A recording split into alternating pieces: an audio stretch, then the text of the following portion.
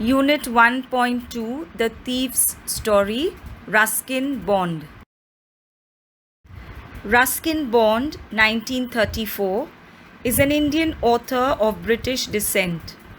He lives with his adopted family in Landore in Missouri, India.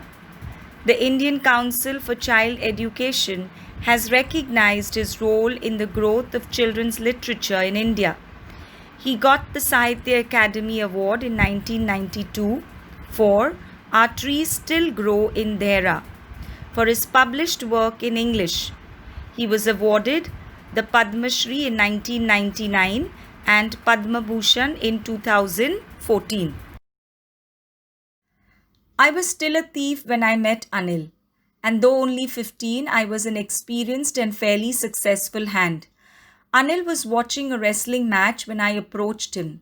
He was about 25, a tall, lean fellow, and he looked easygoing, kind, and simple enough for my purpose. I hadn't had much luck of late and thought I might be able to get into the young man's confidence. "You look a bit of a wrestler yourself," I said. "A little flattery helps in making friends." "So do you," he replied, which put me off for a moment because at that time I was rather thin. "Well," I said modestly, "I do wrestle a bit." "What's your name?" "Hari Singh," I lied. I took a new name every month. That kept me ahead of the police and my former employers. After this introduction, Anil talked about the well-oiled wrestlers who were grunting, lifting, and throwing each other about. I didn't have much to say. Anil walked away. I followed casually. "Hello again," he said. I gave him my most appealing smile. "I want to work for you," I said, "but I can't pay you." I thought that over for a minute. Perhaps I had misjudged my man. In this story, I is the narrator. So the narrator was a thief when he met Anil, and the narrator was only 15 years old, but he was an experienced and fairly successful hand. The meaning of experienced and fairly successful hand is to be the master of a particular action. So here the narrator was a master of robbing or stealing. So the narrator was quite successful at stealing. Anil was watching a wrestling match when the narrator approached him. They have described Anil here in this paragraph. Anil was 25 years old, a tall, thin fellow, lean fellow. He looked easygoing. The meaning of easygoing is to have a relaxed and a tolerant attitude. Anil was also kind and simple. So the narrator thought that he would be able to get into Anil's confidence, and he began to flatter Anil. He tells Anil that he looks like a wrestler. So Anil too began to flatter the narrator, and he tells the narrator that even you too look like a wrestler. Now this made the narrator feel offended. It put him off. The meaning of put me off is to make a person not like someone or something. The narrator did not like when Anil told him that he looks like a wrestler, because at that time the narrator was rather thin. So he replied modestly that yes, he does wrestle a bit. Then Anil asked the narrator what his name was. So the narrator lied and said that his name was Hari Singh. Now, the narrator always took a new name every month. The reason he took a new name every month was to keep ahead of the police and his former employers. So there's a question over there. Why did the narrator change his name every month? The reason he changed his name was to keep ahead of the police and his former employers.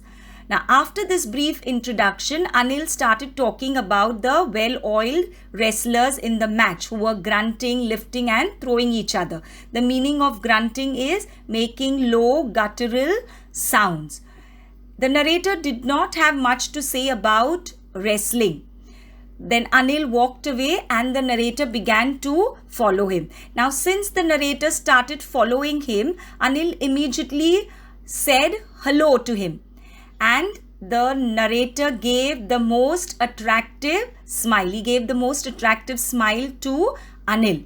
Then the narrator tells Anil that he wants to work for him. But Anil immediately replied that he cannot pay him. The narrator then thought over it for a minute and said that he had probably misjudged Anil. I asked, "Can you feed me? Can you cook?" "I can cook," I lied again. "If you can cook, then maybe I can feed you." He took me to his room over the Jamna sweet shop and told me I could sleep on the balcony. But the meal I cooked that night must have been terrible because Anil gave it to a stray dog and told me to be off. But I just hung around smiling in my most appealing way, and he couldn't help laughing. Later he patted me on the head and said, "Never mind, he'd teach me to cook." He also taught me to write my name and said he would soon teach me to write whole sentences and to add numbers. I was grateful. I knew that once I could write like an educated man, there would be no limit to what I could achieve. It was quite pleasant working for Anil. I made the tea in the morning and then would take my time buying the day's supplies, usually making a profit of about ₹1 a day. I think he knew I made a little money this way, but he did not seem to mind. Anil made money by fits and starts. He would borrow one week, lend the next. He kept worrying about his next check, but as soon as it arrived, he would go out and celebrate. It seems he wrote for magazines, a cure way to make a living. The narrator asked Anil whether he could feed him. Then Anil asked the narrator whether he could cook. And again the narrator lied and said that yes, he can cook. So Anil tells the narrator that since he knows cooking, he can feed him. Anil takes the narrator to his house, to his room over the Jamna sweet shop, and tells him that he could sleep on the balcony. Now, since the narrator tells Anil that he can cook, he cooked the meal that night. The meal was really terrible. Anil could not eat it and he gave it to the stray dogs. And he tells the narrator that he has to leave. But the narrator just hung around. Shamelessly, he just stayed around and he began smiling in the most attractive way. Anil couldn't stop laughing at this. And he patted him on his head and tells him that he would teach him to cook. Anil not only taught him to cook, but he also taught him to write his name and said that he would also teach him to write sentences and to add numbers. To this, the narrator was very grateful and he felt that if he could write like an educated man, he would be able to achieve a lot more. The narrator felt that it was quite pleasant working for Anil. The things that he did for Anil was he got up in the morning, made tea, and he would also take time to buy the day's supplies. And he would also make a profit about ₹1 a day. And he knew that Anil was aware of this, but he did not mind. Anil's job was he made a living by writing for magazines, and the money that he earned was also by fits and starts. The meaning of fits and starts is, in short, irregular intervals. Sometimes he would have money and sometimes he would not. So he had to borrow one week and then he had to lend it the next. He always kept worrying when the next check would arrive. But as soon as the next check arrived or he had money, he would go out and celebrate. One evening, he came home with a small bundle of notes saying he had just sold a book to a publisher. At night, I saw him tuck the money under the mattress. I had been working for Anil for almost a month and apart from cheating on the shopping, had not done anything in my line of work. I had every opportunity for doing so. Anil had given me a key to the door and I could come and go as I pleased. He was the most trusting person I had ever met, and that is why it was so difficult to rob him. It's easy to rob a greedy man because he can afford to be robbed, but it's difficult to rob a careless man. Sometimes he doesn't even notice he has been robbed, and that takes all the pleasure out of the work. Well, It's time I did some real work, I told myself. I'm out of practice. And if I don't take the money, he'll only waste it on his friends. After all, he doesn't even pay me. Anil was asleep. A beam of moonlight stepped over the balcony and fell on the bed. I sat up on the floor, considering the situation. If I took the money, I could catch the 10:30 express to Lucknow.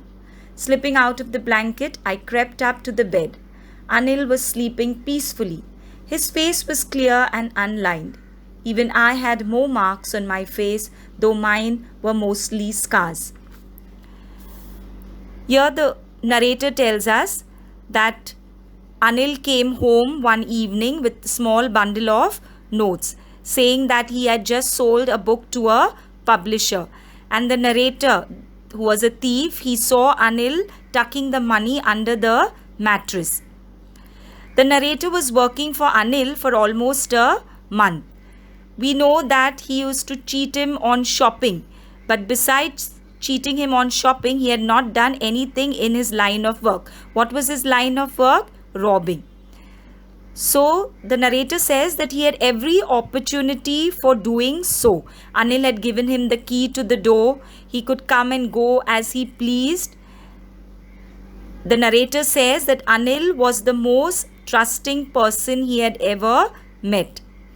And therefore, it was very difficult to rob him. That's what the narrator says, that it was difficult to rob Anil. He says that it is easy to rob a greedy man because he can afford to be robbed. But it is difficult to rob a careless man because a careless man doesn't even notice that he has been robbed. So the narrator says that it totally takes out the pleasure of the work. So now he felt that it's time now to do some real work. What was the real work? Robbing. So he told himself that it's high time now, I do some real work. I'm really out of practice.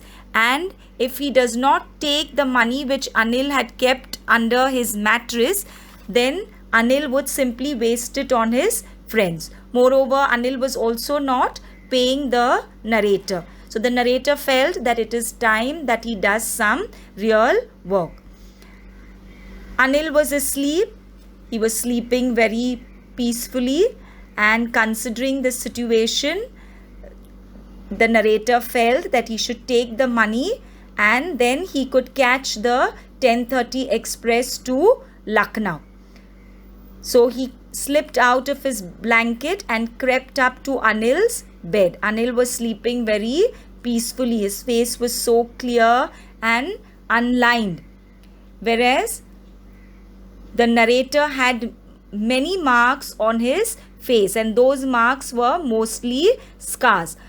Anil's face was very clear and unlined. Unlined is showing no sign of worry or anxiety. But the narrator's face had lot of marks. Now, why did he have lots of marks on his face? Because we know that he was a robber, and probably he must have got into some fights with some people, and they could have injured him with some object or some knife, and that could have given him marks which were actually scars.